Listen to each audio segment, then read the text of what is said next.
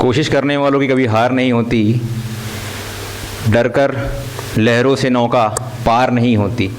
तो इस कविता के साथ, बच्चन जी की कविता के साथ आज का मैं क्लास स्टार्ट करने वाला हूँ। मैं आपका दोस्त शुभम दुबे, अचीवर्स एकेडमी के आपके अपने यूट्यूब चैनल पे आपका स्वागत करता हूँ। तो याद रखिएगा कभी भी एक चीज़ कि फिज़िक्स या कोई भी सब्जेक्ट हो, आपको उसमें फाइट करना है। कोई भी चीज़ें हो, आपको गिव अप नहीं करना है। एक बार नहीं, दो बार नहीं, तीन बार नहीं, चार बार नहीं, पांच बार नहीं, लेकिन कभी ना कभी वो चीज़ हमको बनेगी। तो चलो आज का टॉपिक स्टार्ट करते हैं। बहुत इंटरेस्टिंग टॉपिक है। मैं थोड़ा आपको लेके जाने वाला हूँ आपके थोड़े बचपन में, जहाँ हम साइकिल चलाया करते थे। आज तो खैर बहुत कम लोग चलाते, मैं भी नहीं चलाता हूँ, ऐसा ऑब्वियस है। तो यहाँ पर एक रिंग है। किसकी बात चल रही है? एक रिंग की बात चल रही है। तो याद रखिएगा एक रिंग की बात चल रही है। बहुत अच्छे से ध्यान से देखना, बहुत इजी होने वाला है। हम कुछ भी नहीं करेंगे, बस एक कॉन्सेप्ट जो हमने अभी तक पढ़ा हुआ है पॉइंट चार्ज का, उसको ही हम जगह अप्लाई करेंगे। तो याद रखिएगा बहुत आसान है, समझिएगा अच्छे से। तो आज की हमारी जो टॉपिक है वो आज की हमारी टॉपिक है electric field due to a charge ring. तो साइकिल तो सभी ने चलाया है बचपन में, मैंने भी चलाया है। उसका रिंग को याद किया होगा सभी ने। कई बार हम बचपन में टायर को भी चलाया करते थे, आपने भी चलाया होगा। नहीं चलाया होगा तो चला के देखिए, बड़ा मजा आता है दोस्तों, बहुत मजा आता है, बहुत एंजॉय करेंगे आप लोग। ठीक है, तो स्टार्ट करते हैं बचपन से, चलते हैं फ्लैशबैक पे।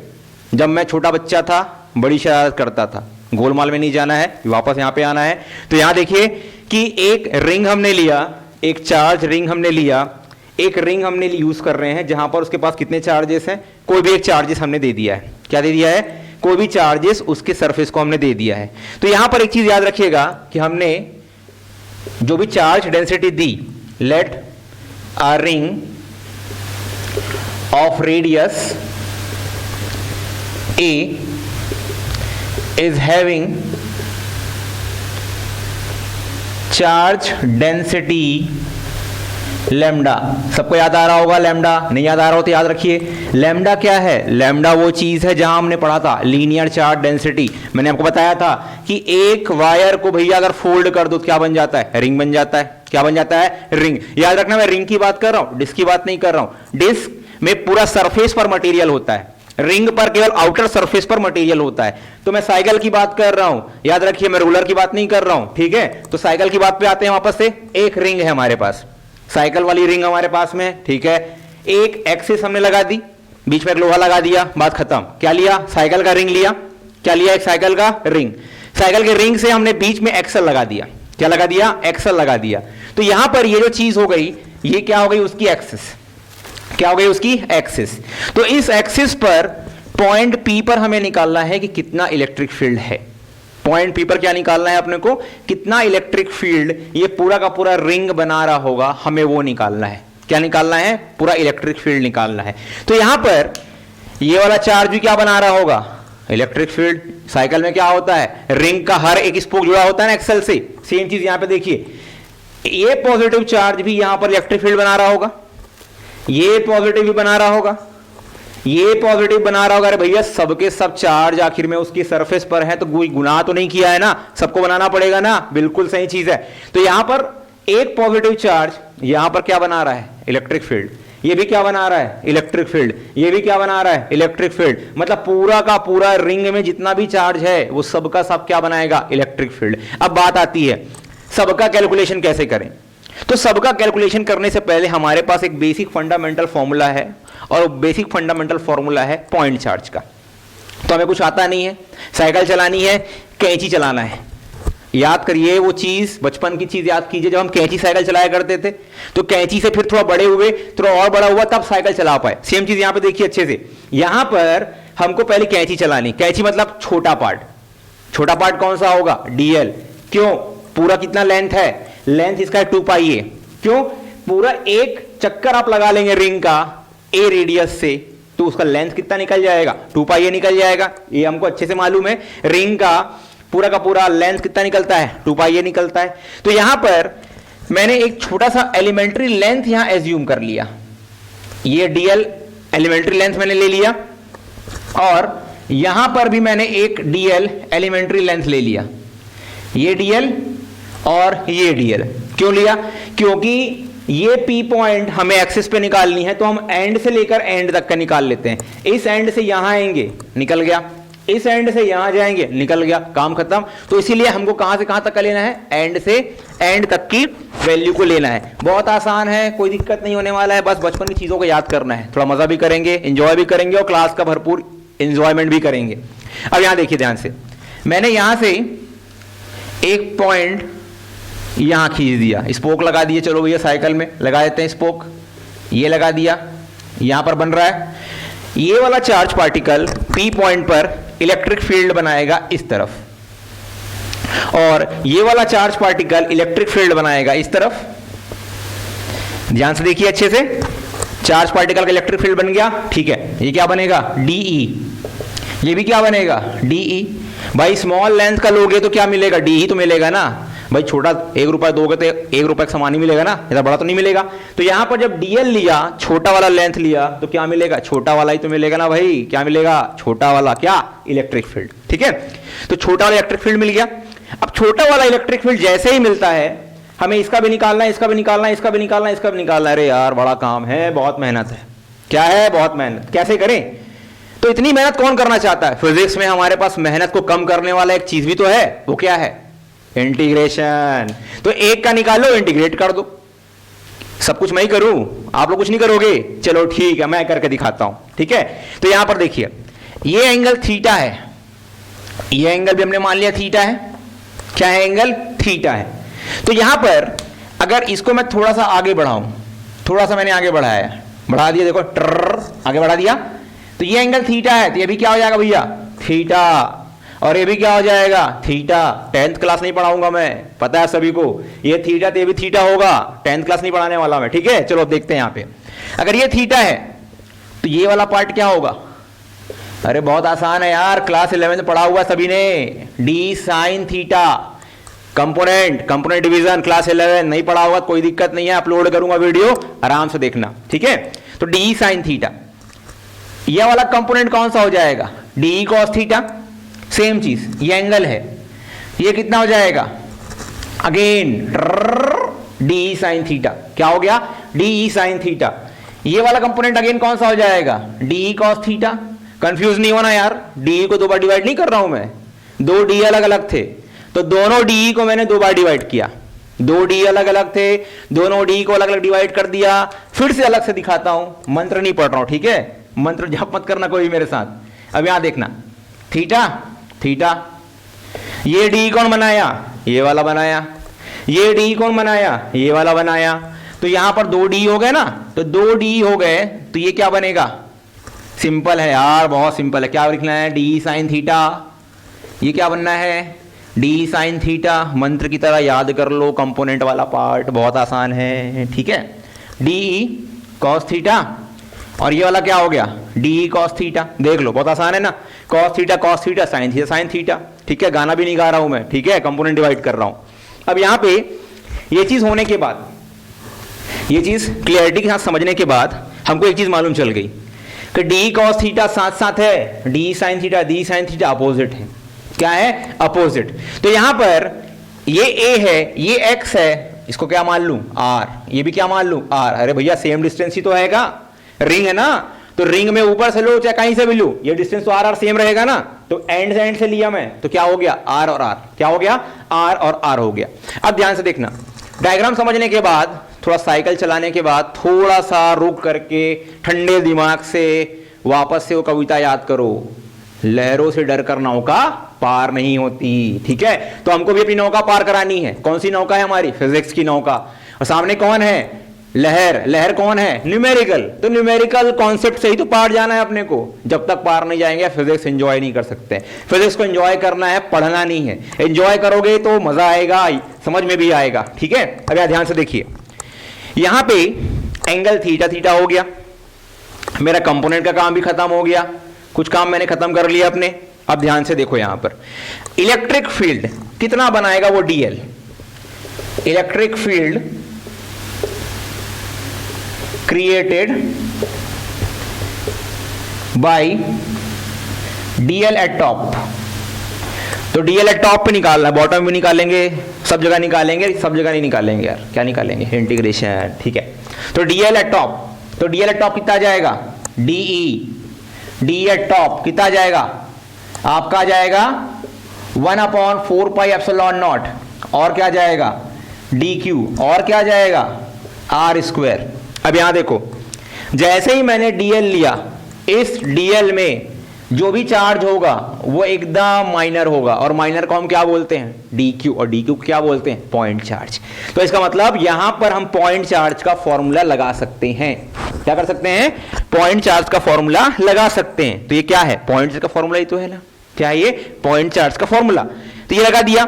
अब एक चीज हमको और मालूम है, हमको एक चीज ये मालूम है कि dq इज इक्वल्स टू होता है lambda into dl, linear charge density. भूल तो नहीं गए, पबजी खेल के बोर तो नहीं हो गए, पबजी खेल रहे हो पक्का, इसीलिए याद नहीं आ रहा है, ठीक है कोई दिक्कत नहीं। याद नहीं आ रहा है तो फिर से रिकॉल करते हैं। लीनियर चार्ज डेंसिटी क्या था, चार्ज पर यूनिट लेंथ।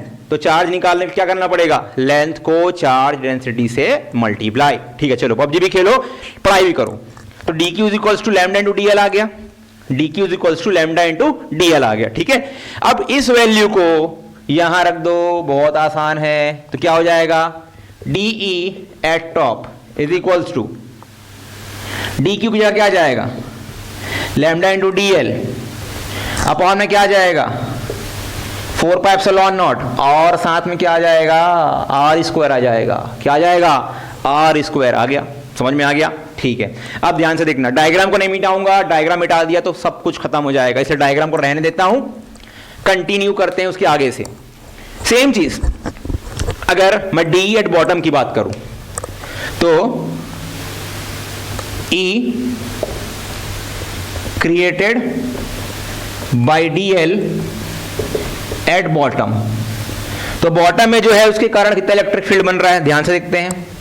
तो DE एट बॉटम क्या हो गया, DE एट बॉटम कितना जाएगा 1/4πε0 dq अपॉन r²। देखो फिर से वही आ गया ना। अब DE एट बॉटम कितना जाएगा, फिर से लैम्डा इंटू dl 4πε0 r²। अच्छा इक्वेशन मान लेते हैं, चलो बहुतों को प्रॉब्लम होती है ना इक्वेशन मानने में। ठीक, चलो इक्वेशन मान लिया, इक्वेशन पहला, इक्वेशन दूसरा। अब ये चीज तो बिना कंपोनेंट की थी। अब अगर कंपोनेंट डिवाइड करें तो क्या होगा, when we will divide it in the components. तो इसको कॉपी कर लो, छापने काम तो सभी कर ही रहे हो, ठीक है, तो छाप लो अच्छे से भैया। ठीक है, चलो अब आगे देखते हैं क्या होता है, कैसे लेना है और किस तरह से इसको लेना है। ठीक है, देना भी है, क्या देना है, रिजल्ट। ठीक, अब यहां देखना DE top and DE bottom will make angle theta with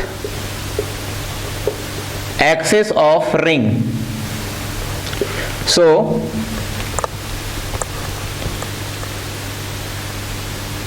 DE top and DE bottom having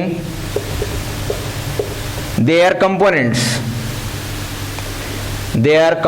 in x and y direction.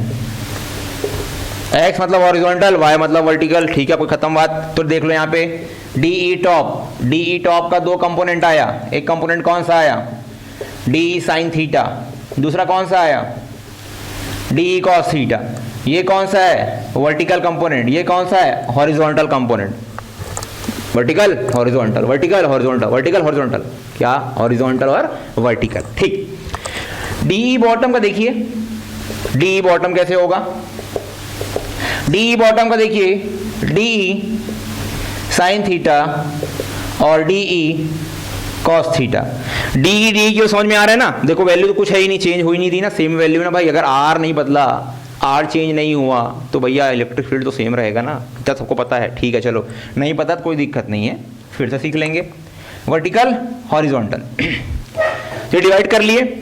अब यहां देखिए इक्वेशन 1 और इक्वेशन 2 से, फ्रॉम इक्वेशन 1 एंड 2, 1 और 2 से एक बात तो समझ में आ गई कि ये D साइन थीटा ऊपर, ये D साइन थीटा नीचे, अपोजिट है ना दोनों का दोनों, ये ऊपर ये नीचे, ये ऊपर ये नीचे। नाच नहीं रहा हूं मैं, ठीक है, डांस नहीं कर रहा हूं, समझा रहा हूं। तो ये ऊपर और ये क्या हो गया, नीचे।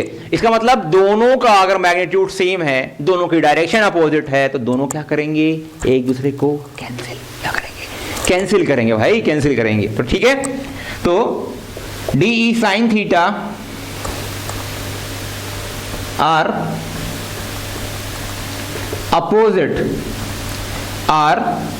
Opposite in direction, so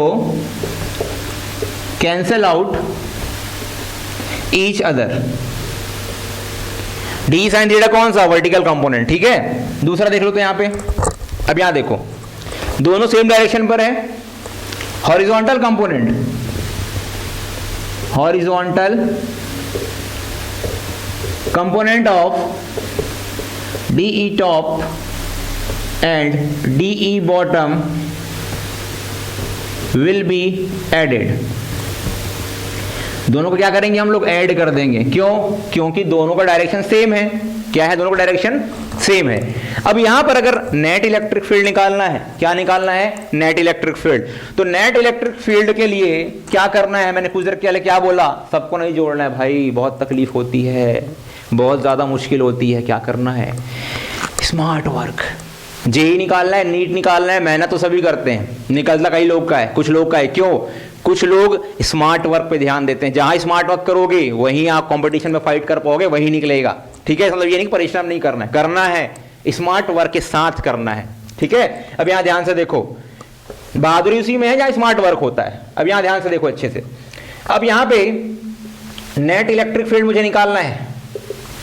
net electric field at point P कैसे निकालूंगा? कर दो ना भैया काम, डी कॉस थीटा क्या मिल जाएगा? ई। तो ई इज इक्वल टू क्या हो जाएगा? ध्यान से देखो, डी की वैल्यू क्या थी?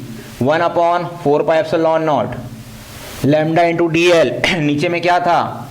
आर स्क्वायर, साथ में क्या है? Cos theta. आसान है ना बहुत, देख लो। डी ये वैल्यू थी हमारी, क्या थी? डी ई की यही वैल्यू थी, कॉमन वैल्यू है ना हमारी। ठीक है, चलो यहाँ देखते हैं, अगला स्टेप देखते हैं। अगले स्टेप में एक काम हम ये करने वाले हैं, कुछ नाम दे देते हैं। ओ नाम दे देता हूँ, इसको ए नाम दे देता हूँ। तो यहाँ ध्यान से देखो, and triangle P O A R square is equals to A square plus X square. बहुत आसान है ना, पाइथागोरस थ्योरम लगाए, 90 डिग्री है यहाँ पे। 10th क्लास नहीं पढ़ाऊंगा, 90 डिग्री, एक 90 होता तो क्या बनाते हैं? पाइथागोरस थ्योरम लगा दिया। इसकी जगह इसको यहाँ लगा दो। अगला कॉस थीटा। कॉस थीटा क्या होता है? Perpendicular by hypotenuse. क्या होता है? Perpendicular by hypotenuse. सही में नहीं, साइन थीटा होता है भाई वो। तो कॉस थीटा क्या होता है? कॉस थीटा होता है बेस अपॉन हाइपोटेनियस। बेस कौन है? एक्स, हाइपो कौन है? आर। तो क्या लिख लेंगे? X upon are. सर सब बोल रहे हैं, वही नहीं मानना है, खुद का बुद्धि भी लगाना है। ठीक है, तो याद रखिएगा, बेस अपॉन हाइपोटेनियस। क्या गया? Base upon hypotenuse. A value भी यहां रख दो, तो क्या हो जाएगा? E is equals to 1/4πε0 lambda d l x upon r. और इसको तो हटाना ही हटाना है, हमको पसंद नहीं आ रहा है, ये हटा दिया। अब हटा दिया तो इसको भी हटा देते हैं ना भाई, इसको क्यों रखोगे? आर का अगर स्क्वायर में ट्रांसफर कर दूं यहां पर, तो क्या बन जाएगा? वो रूट बन जाएगा। तो यहां देखो, ये वाली वैल्यू फिर से यहां पर आने वाली है हमारी काम। तो क्या हो जाएगा? 1/4πε0। अरे यार, सारा का सारा कांस्टेंट बाहर निकाल दो ना, काहे टेंशन ले रहे हो? तो डी एल, ऊपर में एक्स भी तो है, lambda into x, lambda into x, अंदर में क्या रह गया? एक्स स्क्वायर प्लस ए स्क्वायर। अब रूट में आ जाएगा, तो क्या आ जाएगा? रूट एक्स स्क्वायर प्लस ए स्क्वायर। करेक्ट है ना? देख लो, कोई दिक्कत तो नहीं हो रही है, कहीं कोई प्रॉब्लम तो नहीं आ रही भाई? पहले बोल रहा हूं, देख लो, बाद में नहीं बोलना। ठीक है, क्लियर। अब आगे बढ़ते हैं। अब आगे देखो, इसी के स्टेप को थोड़ा आगे समझते हैं। बोर मत होना भाई, थोड़ा ध्यान दे दो, अच्छे से क्लास हो जाएगी। ठीक है, अब यहां देखो अच्छे से, लैम्डा और एक्स तो हमारा बाहर आ गया। ठीक है, तो जो हमारा इंटीग्रेशन होना है केवल हम उसको रखते हैं। तो लैम्डा और x upon 4πε0 x square plus a का स्क्वायर का पावर 3/2, पावर 1 है ना, पावर 1/2 ऐड हो जाएगा। बेस क्लास 10 नहीं पढ़ाऊंगा। ठीक है, डीएल एक डीएल जोड़ा, 2 डीएल, 3 डीएल, 4 डीएल, ऐसे करते करते पूरा डीएल जोड़ दोगे, कितने बार घूमना पड़ा आपको? पूरा 360 डिग्री घूमना पड़ा। घूमना तो पड़ेगा ही ना भाई, न्यूमेरिकल जो है पूरा 360 डिग्री घूमा। क्या बोलते हैं रेडियन में उसको? 2 पाई। कितने के साथ घूमा? ए के साथ घूमा। तो डीएल को हम क्या लिख सकते हैं? डीएल को हम लिख सकते हैं 2 pi a upon 4 pi epsilon naught x square plus a का स्क्वायर पावर 3/2। 2 पाई कैंसिल, खत्म कहानी। वहां पे 2 पाई कहानी खत्म हो गई। ठीक, अगर 2 पाई की कहानी खत्म हो गई तो भाई राजा रानी कौन बचे? राजा रानी की बात करते हैं। चलो, कौन बचा? लैम्डा एक्स और ए बचा। नीचे में कौन बचा? एप्सिलॉन नॉट बचा। 2 भी तो है क्या? हाँ, 2 भी तो है भाई। 2 epsilon naught x square plus a का स्क्वायर पावर 3/2। ये आ गया इलेक्ट्रिक फील्ड। किसके अलोंग आया? Charge ring at its axial point, at its axial point. So this is the charge electric field due to a charged ring at its axial point. तो बातों को यहाँ समझ में आ गया होगा आप सभी को कि कैसे चार्ज रिंग, एक चार्ज अगर रिंग को दिया जाता है तो वो रिंग जैसे ही चार्ज होती है उसके एक्सिस पर किस तरह से इलेक्ट्रिक फील्ड निकाला जाता है। कोई पॉइंट ले लो। अब देखो, बड़ा आसान है, घबराने की जरूरत नहीं है। अभी भी लहरें सामने में हैं, उससे बाहर निकलना है। तो स्पेशल केस की बात करते हैं। ये वो केस है जो हमको देखना है, ठीक है। पहला केस देखते हैं। पहला केस ये देखते हैं कि अगर x की वैल्यू बहुत बहुत बहुत लार्ज है a से, मतलब ये रहा आपका रिंग, छोटा सा ना, एकदम छोटा सा, और ये रहा x और ये रहा P। तो अगर मैं दूर से देखूं इस रिंग को तो ये एक चार्ज की दिखाई देता है। जैसे एक दूर से आती हुई ट्रेन को जब आप देखते हो, बहुत दूर है ट्रेन आपसे, ठीक है, आप बिलासपुर में खड़े हुए हो, आउटर में है, तो वो पूरा का पूरा ट्रेन आपके एक उंगली में आ जाता है। तो जब कोई बहुत दूर होती है हमसे चीज, जब उसका डिस्टेंस हमसे बहुत ज्यादा दूर होता है तो उसे हम as a point object consider कर लेते हैं। तो इसका मतलब इस केस में ये पूरा का पूरा रिंग एक पॉइंट चार्ज की तरह हमको नजर में आता है, क्योंकि डिस्टेंस बहुत ज्यादा है। अब अगर डिस्टेंस ज्यादा है तो ए स्क्वायर को नेग्लेक्ट कर देते हैं। किसको? ए स्क्वायर को नेग्लेक्ट कर देते हैं। तो क्या आ जाएगा? Lambda into x into a upon 2 epsilon naught x का स्क्वायर पावर 3/2 है। 2 और 2 कटा दो, इतनी गणित तो आती है ना सभी को, ठीक है, तब सही चीज है। लैम्डा इंटू एक्स इंटू ए, क्या बचा? 2 एप्सिलॉन नॉट, साथ में क्या बचा? X cube. अब एक बड़ी प्रॉब्लम है भैया मेरे सामने, वो प्रॉब्लम ये है कि सर आप एक्स में बोल रहे हो ए छोटा है, तो ऊपर के ए को नेग्लेक्ट क्यों नहीं किए? नीचे वाला तो कर दिया, स्क्वायर था, ऊपर वाला क्यों नहीं किया? तो उस ऊपर वाले को क्यों नहीं किया, इसका एग्जाम्पल जरा यहां से समझना। अगर मैं 200 में 0.1 जोड़ता हूं तो वो कितना हो जाता है? 200.1 हो जाता है जोड़ने पे ना। इसका मतलब अगर मैं 0.1 को 200 के साथ जोड़ता भी हूं तो 200 की वैल्यू में कोई खास फर्क नहीं आता है, और अगर नहीं भी जोड़ता हूं तो भी फर्क नहीं आता है। लेकिन इसी 200 को अगर मैं 0.1 से मल्टीप्लाई कर दूं तो मेरा आंसर कितना आ जाएगा? मेरा आंसर आ जाएगा 20। तो यहां पर देखो, छोटी वैल्यू को मल्टीप्लाई करने पर वो पूरी वैल्यू को चेंज कर देता है, लेकिन जब उसी छोटी वैल्यू को आप ऐड करते हो तो वो उसमें कोई चेंज नहीं लाता है। यहां पर वैल्यू ऐड हो रही थी इसीलिए मैं इसको 0 मान सकता हूं, लेकिन यहां पर वैल्यू मल्टीप्लाई हो रही थी तो मैं इसको छोटा नहीं मान सकता हूं। छोटा मानूंगा तो पूरी ऊपर की वैल्यू ही चेंज हो जाएगी, इसीलिए मल्टीप्लाई वाले को एज इट इज का एज इट इज रहने दिया। तो E की वैल्यू कितनी आई? Lambda into a 2 epsilon naught x square, lambda into a upon 2 epsilon naught x का स्क्वायर। ये वैल्यू समझ में आ रही है आपको? बहुत अच्छी समझ में आ रही होगी, ठीक। अब अगर इसी वैल्यू को मैं इन टर्म्स ऑफ चार्ज की फॉर्म में लिखूं तो कैसे लिखूंगा?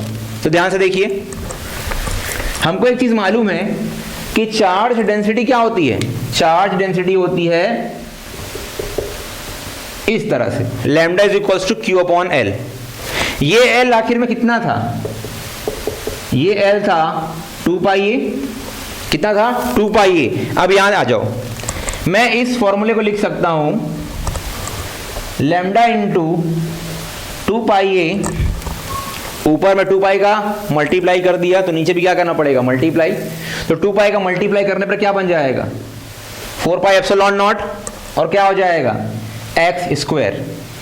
2 पाई ए की जगह वैल्यू रख दो, या लैम्डा इंटू 2 पाई बराबर आप क्या लिख सकते हो, Q upon 4 pi epsilon naught x square. ये रहा जादू, क्या है जादू। कहां देखा था इस जादू को, वापस जाओ फ्लैशबैक में, पॉइंट चार्ज। पॉइंट चार्ज में ये फॉर्मूला देखा था ना हम लोगों ने, x upon 4 pi epsilon naught R square. वहां r क्या था, डिस्टेंस, यहाँ x क्या है, वही डिस्टेंस है भैया। तो इसका मतलब आखिर में आए ना पॉइंट चार्ज का आंसर, पॉइंट चार्ज का आंसर निकल गया ना आखिर में। तो इस तरह से कॉन्सेप्ट से बहुत अच्छी तरीके से साइकिल को चला करके आप अच्छे से कॉन्सेप्ट बना सकते हो। फिजिक्स कोई बहुत बड़ी चीज नहीं है यार, जस्ट समझने की जरूरत होती है। जिस दिन फिजिक्स को समझना चालू कर दिए उससे डर खत्म हो जाएगा। क्या हो जाएगा, डर खत्म हो जाएगा। और नहीं खत्म हुआ तो मैं तो हूं ना, मैं खत्म करवाऊंगा। अब यहां देखो ये वैल्यू निकल गई। अब इसी की एक दूसरी वैल्यू, एक दूसरा कॉन्सेप्ट, दूसरा स्पेशल केस। उस दूसरे स्पेशल केस को जरा ध्यान से देखिए, केस नंबर 2, वो केस नहीं है, स्पेशल केस नंबर 2 है, ठीक है। अब यहां ध्यान से देखो, अगर वैल्यूज को मैं थोड़ा और चेंज कराऊं, वैल्यूज को थोड़ा मैं और चेंज कराऊं तो वो किस तरह से आपको समझ में आएगी, यार ध्यान से देखिए। x की वैल्यू अगर बहुत कम कर दूं मैं, x वैल्यू क्या कर दूं, बहुत कम, इतना कम कि अप्रोक्सीमेट P पॉइंट O पर ही आ जाएगा। P पॉइंट क्या आ जाएगा, अप्रोक्सीमेट O पर ही आ जाएगा। तो मतलब अगर x 0 हो गया, x क्या हो गया 0, तो अगर x 0 हो गया तो फॉर्मूला हमको कुछ देर पहले यह मालूम था, 0 के अपॉन में कुछ भी रहेगा, क्योंकि x की वैल्यू ऊपर थी। कहां थी, x की वैल्यू ऊपर थी।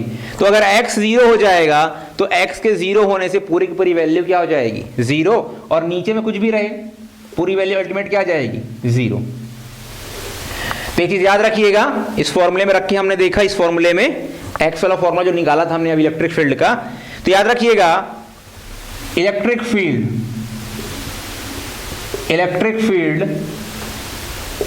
At the centre of charged ring is 0। याद रखिएगा कोई भी चार्ज रिंग रहेगी आपके पास में तो उसके सेंटर पर इलेक्ट्रिक फील्ड नहीं रहेगा, क्योंकि x नहीं रहेगा। अब x नहीं रहेगा तो भी आप कैसे बनाएंगे, नहीं बना सकते। तो इसलिए याद रखिएगा electric field is always 0 at the centre of the charged ring. सोचने से कहाँ मिलते हैं तमन्नाओं के शहर, सोचने से कहाँ मिलते हैं तमन्नाओं के शहर, थोड़ा चलना भी होता है मंजिल को पाने के लिए। थोड़ा शायराना अंदाज हो रहा है मेरा, कोई दिक्कत नहीं है, लेकिन ये चीज़ बहुत इंपॉर्टेंट है कि जो हम सोचते हैं जेईई नीट के लिए, उसके लिए हमें चलना भी होगा, हमें थोड़ा लड़खड़ाना भी होगा और फिर खड़े होकर के फिर से प्रैक्टिस करनी होगी। तो याद रखिएगा कि हमें चलते रहना है, ठीक है। तो अब स्टार्ट करते हैं हमारा अगला topic, that is electric field due to a charge straight conductor wire. तो ये वायर ही तो है जिसको मैंने फोल्ड करके रिंग बना दिया था भैया कुछ देर पहले, उसको वापस से खोल दिया, क्या बना दिया खोल करके, एक स्ट्रेट कंडक्टर, एक स्ट्रेट वायर। अब ध्यान से देखिए, यहाँ पे स्ट्रेट कंडक्टर को हमने यहाँ पर चार्ज दे दिया है Q, क्या दे दिया है Q चार्ज। अब Q चार्ज दे दिया है तो हमें इस पॉइंट P पर, जो कि कैपिटल R डिस्टेंस की दूरी पर है, उस पर हमें निकालना है इलेक्ट्रिक फील्ड कि कितना कितना ये बना रहा है। तो यहाँ देखिए ये डिस्टेंस और ये डिस्टेंस दोनों अलग अलग है भाई, रिंग तो है नहीं कि सब जगह बराबर बराबर ले सकते हैं, अलग है, वायर है। तो यहाँ से इसका डिस्टेंस ज़्यादा है तो इलेक्ट्रिक फील्ड कम बनेगा, यहाँ से इसका डिस्टेंस कम है तो इलेक्ट्रिक फील्ड ज़्यादा बनेगा। तो यहाँ पर हर का डिस्टेंस, इसका डिस्टेंस, इसका डिस्टेंस, इसका डिस्टेंस, सबका डिस्टेंस अलग अलग होगा, मतलब सबके इलेक्ट्रिक फील्ड की वैल्यू अलग अलग होगी। तो वापस से हम लोग कहाँ जाएंगे, मदद लेने जाएंगे। मदद लेंगे किससे, हमारे भैया से। और भैया कौन है, इंटीग्रेशन। ठीक है, तो इंटीग्रेशन की हेल्प लेंगे, बाद में लेंगे, अभी नहीं लेना है, स्टार्टिंग से भाई नहीं लेना है ना, थोड़ा मेहनत करना है। अब यहाँ देखो फिर से वही काम करना है, मुझे पॉइंट चार्ज बनाना है किसी भी चीज़ को। तो अगर मुझे पॉइंट चार्ज बनाना है तो पॉइंट चार्ज बनाने के लिए मुझे फिर से उसको एलिमेंट्री लेंथ में कन्वर्ट करना पड़ेगा। तो मैंने यहाँ एक एलिमेंट्री लेंथ ले लिया dl। क्या ले लिया, dl। बहुत छोटा होता है ना, बहुत छोटा, लेकिन थोड़ा सा बड़ा बना के मैंने यहाँ पे आपके सामने रिप्रेजेंट किया है ताकि आपको सारा का सारा कॉन्सेप्ट अच्छे समझ में आए। ये एक्चुअल में एकदम माइनर होता है, बहुत छोटा होता है, और ये डिस्टेंस आपस में बराबर होते हैं। बट थोड़ा सा मैं इसको मैक्रोस्कोपिक बिहेवियर में आपको दिखा रहा हूँ ताकि आपको अच्छे से कॉन्सेप्ट समझ में आए। ठीक है, तो ये r और r सेम हो गया। ये एंगल φ1 है ऊपर वाला, और नीचे वाला एंगल कितना है, φ2। माइनस सिंबल ले लिया है बिकॉज साइन कन्वेंशन ले रहा हूँ, ऊपर वाले को प्लस, नीचे वाले को माइनस। ठीक है, यहाँ पर देखो ये वाला एंगल φ है और इनके अंदर का जो एंगल है वो d φ है। क्या है, d φ। एंड से एंड को लूंगा तभी मैं सारा कैलकुलेशन अच्छे से कर सकता हूँ। अब यहाँ पर ये स्मॉल एलिमेंट्री लेंथ जो है वो यहाँ पर इलेक्ट्रिक फील्ड बनाएगा, और वो इलेक्ट्रिक फील्ड कितना होगा, DE होगा। कितना होगा, DE। छोटा लेंथ तो छोटा इलेक्ट्रिक फील्ड, बड़ा लेंथ तो बड़ा इलेक्ट्रिक फील्ड। अब अगर यहाँ ध्यान से देखिए, अगर ये d φ है, ये d φ, तो ये क्या हो जाएगा फिर से d φ।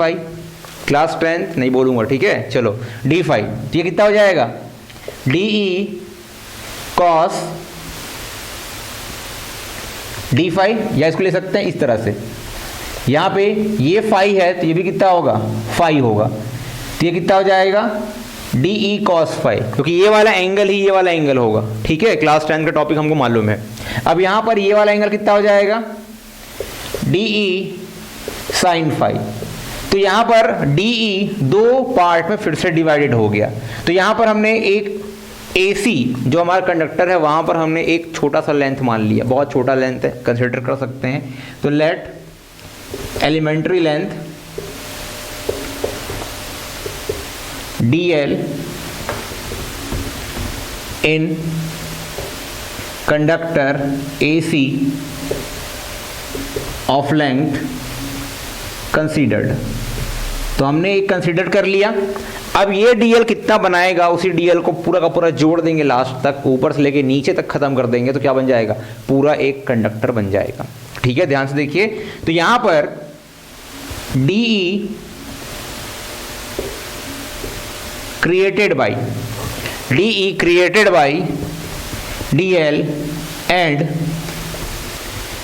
Making an angle phi with और making angle phi along R। तो इस R के अलोंग में ये क्या बना रहा है, एक एंगल फाई बना रहा है DE। तो यहाँ क्या हो जाएगा, यहाँ ध्यान से, DE दो कंपोनेंट में वापस से डिवाइड हो जाएगा। एक कंपोनेंट होगा DE sin फाई और एक कंपोनेंट होगा DE cos फाई। ये DE sin फाई इस कंडक्टर के पैरेलल है और ये DE cos फाई इस कंडक्टर पे परपेंडिकुलर है। तो मैं इसको एज्यूम कर लूंगा इलेक्ट्रिक फील्ड पैरेलल, और ये कंसीडर हो जाएगा इलेक्ट्रिक फील्ड परपेंडिकुलर। याद रखिएगा, परपेंडिकुलर कैसे ले रहा हूं मैं, ये देखिए इस कंडक्टर पर परपेंडिकुलर है, इसे देखिए पैरेलल है, तो ये E पैरेलल हो गया और ये E परपेंडिकुलर हो गया। ठीक है, अब यहां तक होने के बाद सबसे पहले तो कितना DL इलेक्ट्रिक फील्ड बना रहा है स्टार्टिंग में वो कैलकुलेट कर लेते हैं। तो electric field created by DL कितना हो जाएगा, DE is equals to 1/4πε0 dq upon R square, क्योंकि ये हमको लेना है। ठीक है, ये R लेना है, ले लिया R यहाँ पे। अब यहाँ ध्यान से देखिए, डी क्यू को हम लिख क्या सकते हैं, पता है आपने को, lambda into D L upon 4 pi epsilon naught into R square. क्योंकि हमको मालूम है ये लीनियर चार्ज डेंसिटी है, तो लैम्डा बराबर होता है D Q upon D L, तो डी क्यू बराबर क्या हो जाएगा, लैम्डा इंटू डी एल। अरे बहुत पहले से पढ़ते आ रहे हैं, कोई दिक्कत नहीं होगी, ठीक है। अब यहाँ ध्यान से देखिएगा, मैं दो चीज़ समझाने वाला हूँ। एक चीज़, ट्राइंगल PBE, और एक मैं समझाने वाला हूँ ट्राइंगल PDE, या फिर डायरेक्ट कर देते हैं D फाई। एंगल, ये वाला एंगल बराबर क्या होता है, आर्क अपॉन रेडियस। आर्क कितना है यहाँ पर DL, रेडियस कितना है R। अब ट्राइंगल PBE को देखिए, ये ट्राइंगल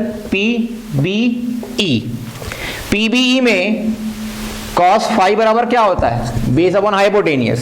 बेस कौन सा है यहाँ पे, ध्यान से देखिए, बेस कौन सा है, अगर ये एंगल है तो ये बेस होगा और ये हाइपोटेनियस होगा, तो capital R upon small r, तो R इज इक्वल्स टू हो जाएगा R इंटू कॉस फाई, और DL इज इक्वल्स टू हो जाएगा R इंटू डी फाई। ये दो चीज़ें समझ में आ गई अपने को।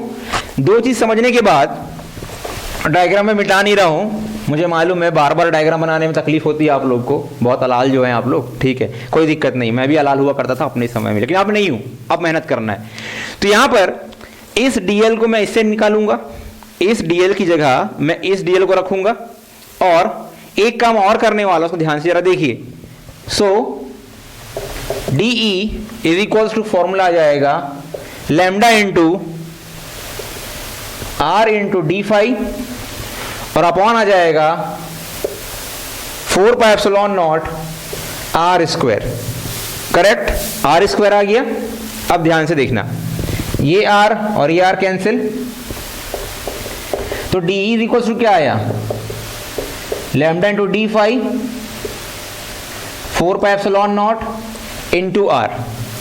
करेक्ट। अच्छा एक चीज और यार, थोड़ा सा एक चीज हम रह गए यहाँ पे, यहाँ पर ये बेस है और ये हाइपोटेनियस है। करेक्ट, समझ में आ गया आप लोग को, R अपॉन R। तो मैं एक काम करता हूँ, इसको एज इट इज वैसे ही रहने देता हूँ 1 अपॉन R को, और इसको इधर भेज देता हूँ, तो क्या जाएगा cos फाई अपॉन R, ये कैपिटल यहाँ आ गया। अब यहाँ देखिए 1 अपॉन R है, यहाँ भी 1 अपॉन R है, तो 1 अपॉन R की जगह हम लिख सकते हैं lambda into D phi cos phi upon 4 pi epsilon naught, 4 pi epsilon naught, और साथ में कौन रहेगा, कैपिटल R। कौन रहेगा, कैपिटल R। तो यहां से आपको DE की एक वैल्यू मिली। अब इसी से परपेंडिकुलर और इसी से पैरेलल वाला इक्वेशन सॉल्व करते हैं। इसको पॉज करके आराम से लिख लेना आप लोग, कोई दिक्कत नहीं जाएगा, बहुत आसान है। कॉन्सेप्ट को पकड़ो, कुछ नहीं कर रहे हैं, सबको पॉइंट चार्ज में कन्वर्ट कर रहे हैं, क्योंकि हमारे पास फॉर्मूला किसका है, पॉइंट चार्ज का। तो सबको क्या बनाना है, पॉइंट चार्ज बनाना है। अब यहां पर याद रखिएगा इलेक्ट्रिक फील्ड, तो निकालते हैं electric, net electric field in parallel direction और परपेंडिकुलर डायरेक्शन। तो नेट इलेक्ट्रिक फील्ड इन परपेंडिकुलर डायरेक्शन के लिए हमको करना पड़ेगा, ध्यान से देखिए, ये हमारा परपेंडिकुलर था, DE cos phi, DE cos phi, integration कहां से कहां जाएंगे, -φ2 से +φ1। ये पूरा यहां से चक्कर लगाते हुए कहां जाना है अपने को, ऊपर तक, मतलब -φ2 से φ1 तक जाना है, तब जाकर के ये पूरा एक क्या होगा, एक चक्कर होगा, ठीक है, तब जाकर क्या निकलेगा, पूरा का पूरा इलेक्ट्रिक फील्ड निकलेगा।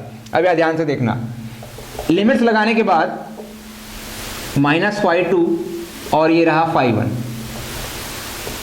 DE की वैल्यू रख देते हैं lambda into D phi cos phi upon 4 pi epsilon naught capital R।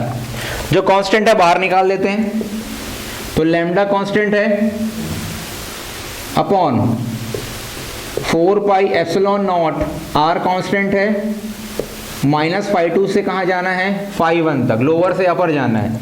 Cos square theta यहाँ हो जाएगा, सॉरी कॉस स्क्वायर फाई हो जाएगा, cos phi into cos phi कितना होता है, कॉस स्क्वायर फाई, और साथ में कौन है, D phi.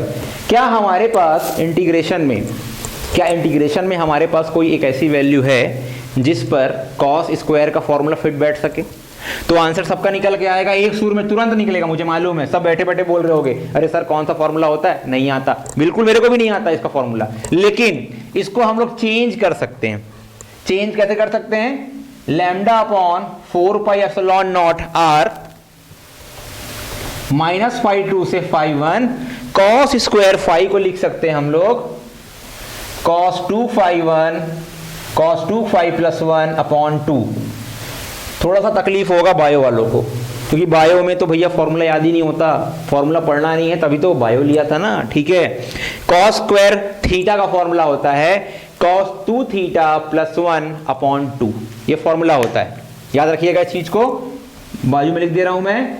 cos square theta का फॉर्मूला होता है cos 2θ + 1 डिवाइडेड बाय 2। अब थोड़ा अलग कर लेते हैं सबको, अब आसान हो गया हमारे लिए। तो लैम्डा अपॉन 4πε0 r, एक बार अलग कर लेते हैं, -φ2 और φ1 cos 2φ upon 2 plus -φ2 φ1 1 upon 2 d phi, और यहां भी कौन है, डी फाई। देखो दोनों में 1/2 कॉमन है ना, दोनों में 1/2 कॉमन है, तो क्या कर सकते हैं अपन, दोनों में से 1/2 को कॉमन निकाल लेते हैं।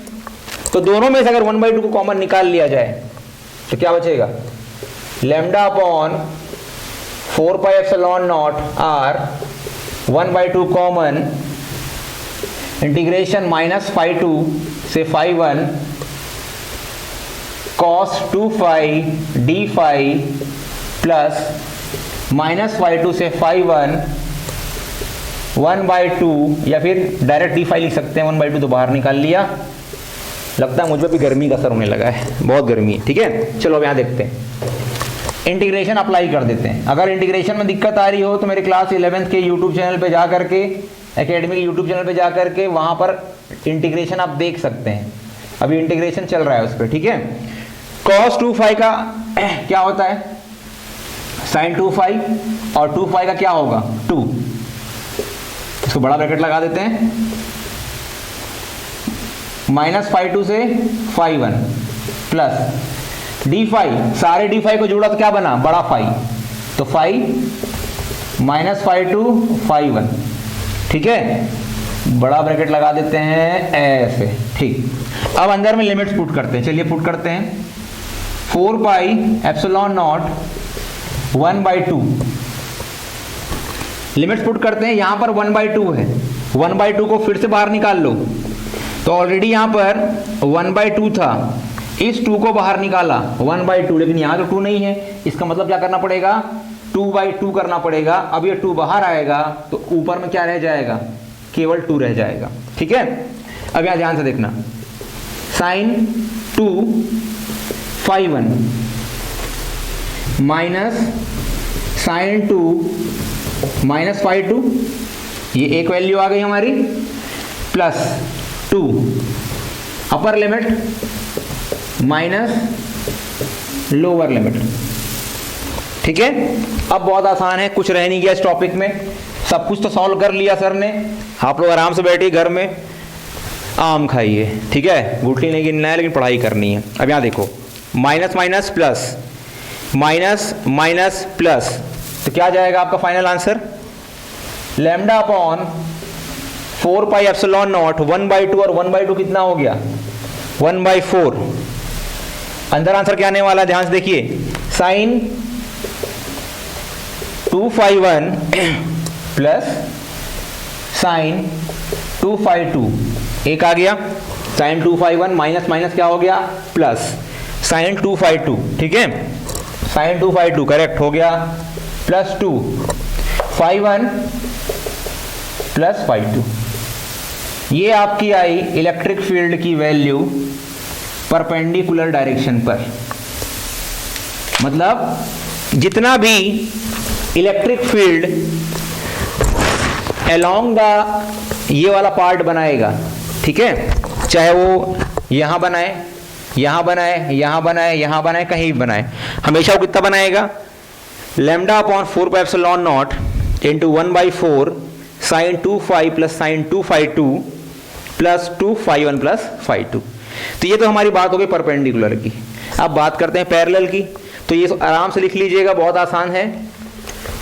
पैरेलल का निकालते हैं, फटाफट निकालते हैं। भूख मुझे भी लगी है, आपको भी लगी है, कोई दिक्कत नहीं है, जल्दी खत्म करते हैं, ठीक है। तो यहां पर देखिए पैरेलल इलेक्ट्रिक फील्ड, और ये पैरेलल कौन सा है भैया, नेट है ना, हाँ। तो ई पैरेलल इंटीग्रेशन -φ2 से φ1, क्या था हमारा, डी ई, जोड़ना किसको है, साइन फाई को जोड़ना है, तो -φ2 φ1, डी ई की वैल्यू कितनी आई थी हमारी, ध्यान से देखिए, जल्दी बताइए भैया, टाइम नहीं है हमारे पास। तो याद रखिएगा फॉर्मूला हमारा क्या आया था, lambda into sine phi cos phi D phi upon 4 pi epsilon naught into capital R. हमारी यही वैल्यू आई थी, कुछ देर पहले हमने निकाला था यहाँ से, डी की वैल्यू निकाली थी 1/4 pi epsilon naught lambda into D L upon R square. D L को हटाया था तो 1/4 पाई एप्सिलॉन नॉट, लैम्डा का लैम्डा वहीं का वहीं था। डी एल की वैल्यू क्या आई थी हमारे यहाँ से, फिर से देखिए, अच्छे समझा रहा हूँ मैं। डी एल की वैल्यू आई थी आपकी आर इंटू डी फाई, तो आर इंटू डी फाई, यहाँ से आर कैंसिल हो गया, आर स्क्वायर था, कितना बचा, एक आर बचा। 1/r की जगह हमने क्या रखा था यहाँ पर, कॉस का formula, cos phi upon R, तो 4 pi epsilon naught R lambda into cos phi D phi sine phi, ठीक है। तो ये समझ में आ गया आप सभी को। अब यहाँ ध्यान से देखिए, अगर मैं यहाँ पर 1/2 और 2 का मल्टीप्लाई करूँ तो ये 2 ऊपर चला जाएगा और नीचे 2 नीचे आ जाएगा। क्यों ऐसा कर रहा हूँ, क्योंकि ऐसा करने की ज़रूरत मुझे पड़ रही है इंटीग्रेशन करने के लिए। क्यों, 1/2 बाहर, 1/4 pi epsilon naught capital R, 2 sine phi cos phi क्या होता है, साइन 2 फाई। फिर से प्रॉब्लम आया बायो वालों के लिए, निश्चिंत रहिए, थोड़ा सा 11th का कुछ मैथमेटिक्स पढ़ लेना, आसान हो जाएगा, कोई दिक्कत नहीं जाएगी। डी फाई आगे हमारा 1/2 बाहर निकाल लिए। अब लैम्डा भी तो साथ में था हमारा, तो यहाँ लैम्डा रख लेते हैं साथ में, लैम्डा। अब इसी को थोड़ा आगे कंटिन्यू करते हैं, वापस से इंटीग्रेशन की हेल्प लेते हैं। ये बड़ा आसान जाएगा, कोई दिक्कत नहीं जाएगी इसमें। क्यों, सारा वैल्यू बाहर निकाल दो, lambda upon 4 pi epsilon naught R multiplied by 2 sine 2 phi D phi. Sine 2 phi का क्या होता है, minus cos 2 phi upon 2 minus phi 2 phi 1। Sine का इंटीग्रेशन होता है कॉस, 2 फाई का इंटीग्रेशन 1/2 हो जाएगा वापस से, ठीक है। अब कुछ नहीं करना है, बस वैल्यू को पुट अप करना है। तो यहाँ पर lambda upon 4 pi epsilon naught into 2 into R, upper limit lower limit रख दो, 2 को बाहर निकाल लो, ये 2 बाहर निकल गया, ये 2 और 2 अंदर में है ना, वो बाहर निकलेगा, और साथ में क्या निकाल दो, माइनस सिंबल को, ये माइनस बाहर निकाल दिया। तो cos 2 phi 1 minus cos 2 minus phi 2, minus minus क्या हो जाएगा, प्लस। तो minus lambda 4 pi epsilon naught into 4r, 2 2 ज़ा 4, अंदर में क्या आ जाएगा, cos 2 phi 1 minus minus plus cos 2 phi 2। तो ये आ गया आपका electric field in the parallel direction. देखिए बहुत आसान है ना, बहुत आसान है, कुछ नहीं करना पड़ा हमें, बस थोड़ा सा दिमाग लगाना पड़ा।